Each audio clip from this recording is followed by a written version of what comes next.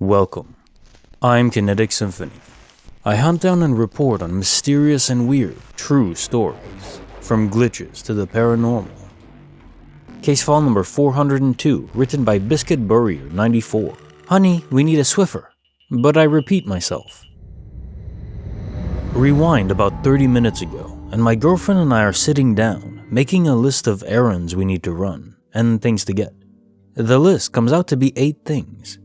Some things on the list were exchange diapers, my son is growing rapidly, and return cans. So I'm making my trips from our apartment to the car, getting the car organized so the whole family can go, as well as the diapers and cans. This takes about 10 minutes or so. After this, I come back into the apartment and I'm standing by the front door fiddling with my son's car seat while talking to my girlfriend about something that happened this morning. After this conversation, she asked me if I got the last bag of cans from the can container by the front door. I said I had forgotten, and that was a good call. This is where it happens.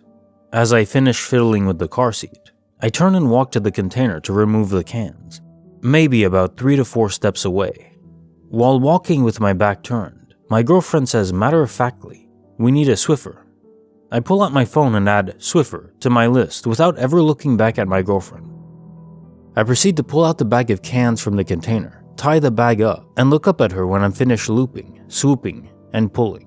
She then looks at me and says, "You know what else we need to add to the list? A Swiffer." I just look at her, kind of annoyed, and I'm like, "Yeah, I know, you just said that." And to which she responds, "No, I didn't." We then butt heads for about 3 minutes about her saying we need a Swiffer twice in about 15 seconds because we are both, admittedly, stubborn people. Then it hit me. I added Swiffer to my list between the first Swiffer I heard with my back turned to her and the second Swiffer when I had actually been facing my girlfriend, watching her lips move and producing sound.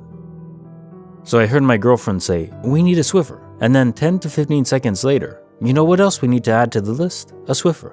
She swears up and down she never said, "We need a Swiffer," out loud. I don't know what happened or how I heard her, but you can bet your ass we're getting a Swiffer. Last thing to add, I explained to her last night what a glitch in the Matrix was. I was on the sub for half an hour reading top stories of the year, and we read a couple of them together. The timing of this is, well, comedic. Case file number 403, written by littlemissraindrop. Goodbye, and thanks for all the fish. When I was in high school, I used to have a pretty decently sized fish tank in my bedroom, filled with randoms, a flounder, and 2 of those big black, eyes-popping-out goldfish. I live right on the coast, and hurricanes are a big issue for us. This particular season, we evacuated as Hurricane Ike flooded my hometown, and we couldn't get back for weeks. A close friend of mine and I went into my room to survey the fish tank and see if anything was still living in there. After Ike, they had no power, horribly dirty, barely any water. All of them were dead except for Popeye, one of the black goldfish that only had 1 eyeball to begin with. He was like thriving weirdly. Fast forward a couple of months and the same friend is over and she's gonna help me clean out the Popeye tank. We put Popeye into a big fishbowl on the counter and cleaned the tank out in the bathtub. We couldn't have been turned around for more than 5 minutes before glancing back and seeing that Popeye has freaking vanished. Not on the floor, not on the counter. I mean literally, the fish just all of a sudden remembered it was supposed to have died during the hurricane, so he noped out of being my fish. To make things even weirder, our freshman year of college, this friend and I had to go to mandatory fish camp. Our counselor made a confession to us about how she secretly thought goldfish were terrifying because she had one disappear out of its bowl too. Case notes, file number 403. I just want to quickly say here, the fact you had a witness means this couldn't be the typical type of thing like quantum immortality, you just switch to another universe. No, it does seem like this is actually a disappearing object phenomenon, where this does happen to organic matter too. There are whole humans who just disappear for minutes, sometimes even months. They do come back though, typically. So if you wait long enough, maybe Popeye will just pop back in one day. I would keep the bowl if I were you. Case file number 404, written by Nomadic Memories. When you call your friend and talk to him, he gives you info, and yet he doesn't have a phone anymore. This took place back in 2002. I was about 18 years old at the time. I had spent a few months out of state, staying with my sister, when I decided to head back home to see my best friend, Tony. Once I got into town, I gave him a call from a payphone.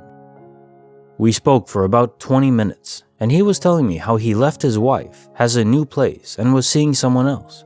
I told him I needed a couch, so I could visit for a few days, and he gave me his new address, followed by, "I'll be at a friend's house for a bit, but you can come over there too. They live at X address. Just look for the red Mazda." We hung up and I walked across town, maybe an hour, to his friend's house.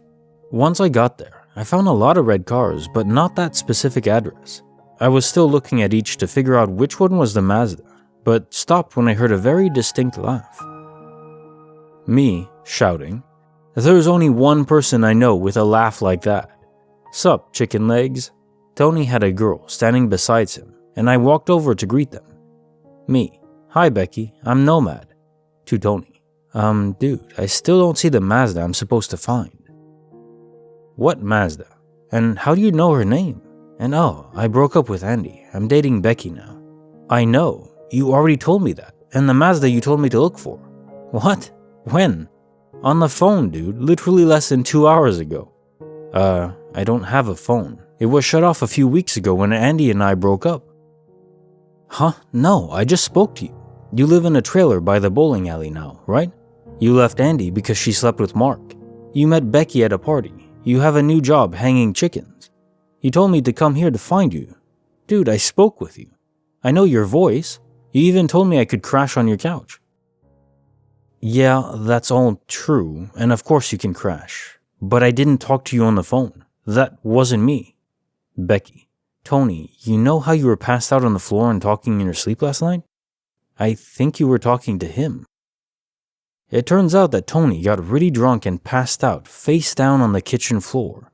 Becky had to drag him to the bedroom the whole while he was talking to someone. One guess what all he was talking about. I never found the Mazda. Rest in peace, Tony. 1982 to 2004. I still hear that laugh. Bonus file, written by Monroe 340. When you're taking a nap and a big black dog licks your face, but you don't own a dog. My mom hasn't talked about this experience for quite some time, but recently she mentioned it in a bit more detail. For some background info, we've lived in our house for maybe 20 years now. It's pretty old, and a few of my uncles plus other relatives have lived here. Some of them claim that our house was haunted. That's a story for another day. Anyway, I wasn't born yet, so sorry if this next part's brief. As I mentioned before, I still don't know all the details. My mom worked a night shift, so she'd be home alone throughout the day mostly. She said this started one day when she was cleaning. She suddenly heard someone call out her name from the direction of our backyard. She glanced out the window but didn't see anyone. She then heard someone call out again, this time from the front yard. She decided not to look out a window this time because she now understood that whatever was out there wasn't good. Mom's not real religious, but she learned from her grandfather to always trust in God. So she began to recite a short prayer. Then she heard the voice again, this time as she showered. She said she felt afraid and noticed that it sounded like a woman's voice. She began to pray again. This next one's the scariest of her experiences, in my opinion. She was lying in bed one afternoon, but she couldn't sleep. She had her eyes closed. Then, suddenly, she felt like something was looming over her. She ignored the feeling and tried to go back to her nap. Then, suddenly, she felt a warm tongue lick all of her cheek. Obviously, at that moment, she was terrified.